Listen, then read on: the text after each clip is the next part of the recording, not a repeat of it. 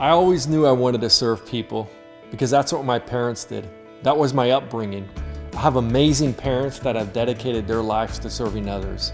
They've been missionaries in Ecuador for nearly 40 years. As we grew up there, we saw poverty all around us. We ourselves didn't have a lot of money. But my dad, in his 20s, had enough foresight to invest in real estate in California nearly 50 years ago.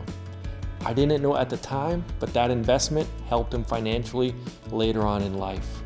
And even though I did have some limitations around money growing up, I felt inspired by the example my parents gave serving others. When I went off to college, I didn't know what I wanted to do.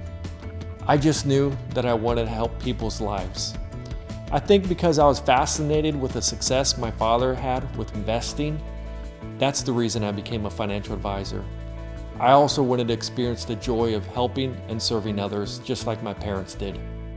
Glen is such a hard worker. He's always looking for the next thing, for the next thing to do, for the next goal to reach, for the next person to hire, for how to make his business better, how to serve his clients better. It's always something like that with him, so it's always kind of an adventure with Glen.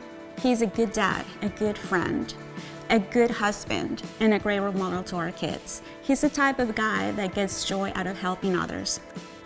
For the first 10 years of my career, I worked for a big global company that everyone would recognize the name of. And I am extremely grateful for the experience they gave me. I learned how to build custom financial plans and portfolios. But over time, I realized a few things. I realized despite being one of the more successful financial advisors, the company would constantly make changes that I didn't believe were in a client's best interest. And they would not ask me or my colleagues our input on those changes. The other thing I realized is they would constantly cut our pay dramatically. And the only way to make the pay back would be to sell more and more products, oftentimes products that the client didn't even need.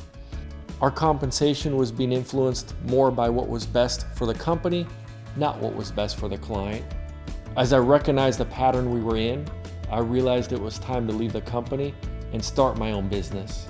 I always wanted to carry on my parents' tradition of serving others. That's the real reason why I became a financial advisor. It has given me the opportunity to help others build their financial goals.